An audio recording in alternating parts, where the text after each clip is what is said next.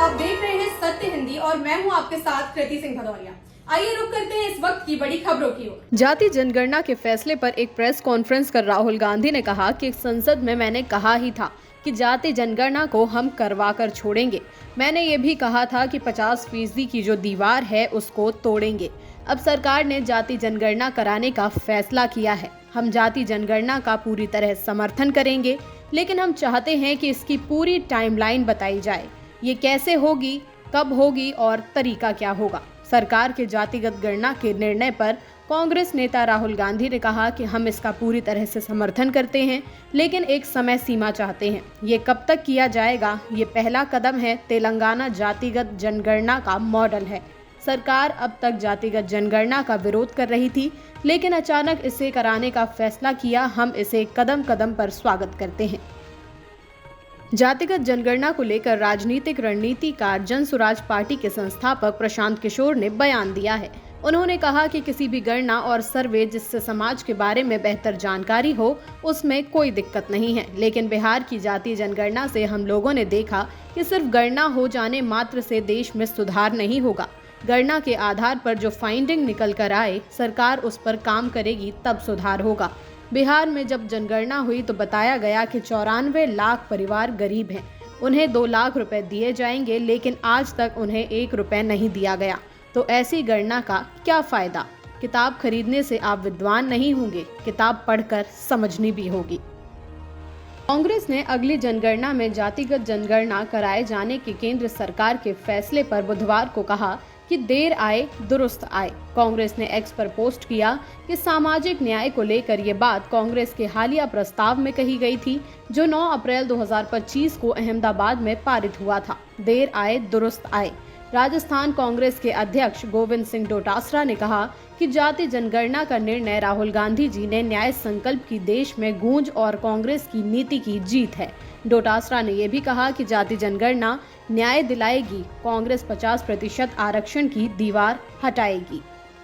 Modi cabinet के फैसले के बाद लालू यादव ने सोशल मीडिया साइट एक्स पर लिखा कि मेरे जनता दल के राष्ट्रीय अध्यक्ष रहते दिल्ली में हमारी संयुक्त मोर्चा की सरकार ने 1996-97 में कैबिनेट से 2001 में जनगणना में जातिगत जनगणना कराने का निर्णय लिया था, जिस पर बाद में एनडीए की वाजपेयी सरकार ने अमल नहीं किया, जिसे हम समाजवादी जैसे आरक्षण, जाति गणना, समानता, बंधुत्व, धर्मनिरपेक्षता इत्यादि 30 साल पहले सोचते हैं, उसे दूसरे लोग दशकों बाद फॉलो करते हैं। जातिगत जनगणना की मांग करने पर हमें जातिवादी कहने वालों को करारा जवाब मिला है। अभी बहुत कुछ बाकी है। हम इन संघियों को हमारे एजेंडे पर नचाते रहेंगे। अखिलेश यादव ने कहा कि जाति जनगणना का फैसला 90% पीडीए की एकजुटता की 100% जीत है। हम सबके सम्मिलित दबाव से बीजेपी सरकार मजबूरन ये निर्णय लेने को बाध्य हुई है। सामाजिक न्याय की लड़ाई में ये पीडीए की जीत का एक अति महत्वपूर्ण चरण है। बीजेपी सरकार को ये चेतावनी है कि अपनी चुनावी धांधली को जाति जनगणना से दूर रखे। एक ईमानदार जनगणना ही हर जाति को अपनी अपनी जनसंख्या के अनुपात में अपना वो अधिकार और हक दिलवाएगी, जिस पर अब तक वर्चस्ववादी फन मार कर बैठे थे। राष्ट्रीय जनता दल यानी आरजेडी के नेता और बिहार के पूर्व मुख्यमंत्री तेजस्वी यादव ने कहा कि जाति जनगणना का मोदी सरकार पहले विरोध कर रही थी, लेकिन अब हमारे ही एजेंडे पर चल रही है। जातिगत जनगणना पर मोदी कैबिनेट के फैसले पर तेजस्वी ने यह भी कहा कि विपक्ष की मांग का सरकार ने विरोध किया था, तब प्रधानमंत्री मोदी ने मना कर दिया था। पार्लियामेंट में भी इनके मंत्री मना कर रहे थे, लेकिन सरकार को अब हमारी बात माननी ही पड़ी।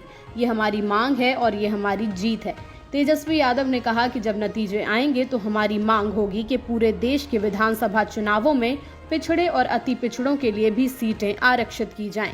जितनी आबादी है उतनी भागीदारी होनी चाहिए। अब हमारी अगली लड़ाई यही होगी। उन्होंने कहा कि परिसीमन के बाद लोकसभा और विधानसभाओं में जाति जनगणना के नतीजों के आधार पर सीटें आरक्षित करनी होंगी। केंद्रीय मंत्री अश्विनी वैष्णव ने कैबिनेट बैठक में लिए गए फैसलों के बारे में अहम जानकारियां दी हैं। उन्होंने प्रेस कॉन्फ्रेंस में बताया कि मोदी सरकार पूरे देश में जाति जनगणना कराएगी। इसके अलावा किसानों के हितों में भी कई फैसले लिए गए हैं और हाईवे को लेकर भी अहम फैसला लिया गया है।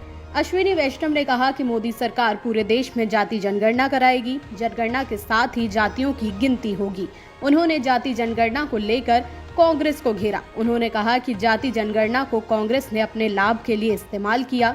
हालांकि उम्मीद जताई जा रही थी कि इस मीटिंग में पहलगाम हमले से जुड़े मुद्दों पर चर्चा हो सकती है, लेकिन फिलहाल ऐसी कोई जानकारी सामने नहीं आई है। गुजरात के अहमदाबाद में चंदोला झील क्षेत्र को अतिक्रमण मुक्त कराने के लिए बड़े पैमाने पर शुरू ध्वस्तीकरण अभियान बुधवार को दूसरे दिन भी जारी रहा। चंदोला झील के आसपास बने 2000 से ज्यादा अवैध निर्माणों को ध्वस्त करने के लिए अब तक की सबसे बड़ी कार्रवाई की गई है। आपको बता दें कि अहमदाबाद की ऐतिहासिक धरोहर माने जाने वाली चंदोला झील का मात्र 14 वर्षों में पूरा नक्शा ही बदल गया है। 2010 में चंदोला झील के आसपास की हरियाली और झील की एक जल भंडारण क्षमता अद्वितीय थी, लेकिन 2025 में यानी 14 साल बाद यहाँ की तस्वीर बदल चुकी है। ये स्पष्ट रूप से देखा जा सकता है कि वर्तमान में झील के आसपास के क्षेत्र में बड़े पैमाने पर अतिक्रमण हो चुका था। बांग्लादेशियों ने बड़े पैमाने पर अवैध रूप से जमीन हड़प ली थी।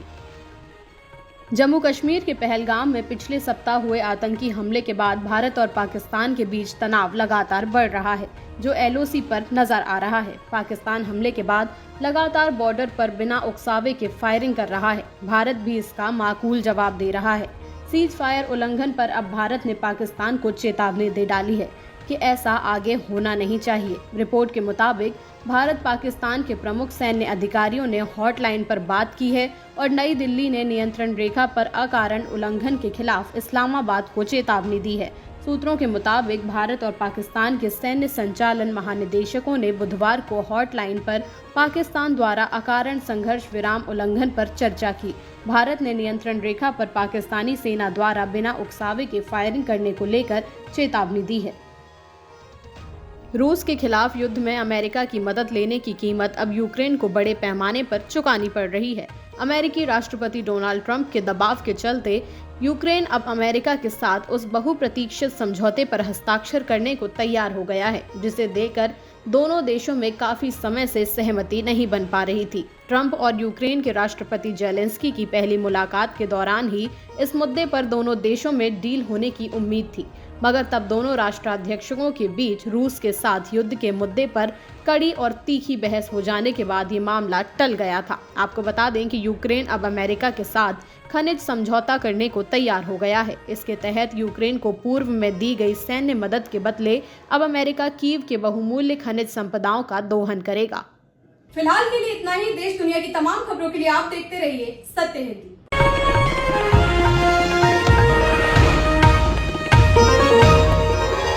Copyright disclaimer under Section 107 of the Copyright Act 1976. Allowance is made for fair use for purposes such as criticism, comment, news reporting, scholarship, and research. Fair use is a use permitted by copyright statute that might otherwise be infringed.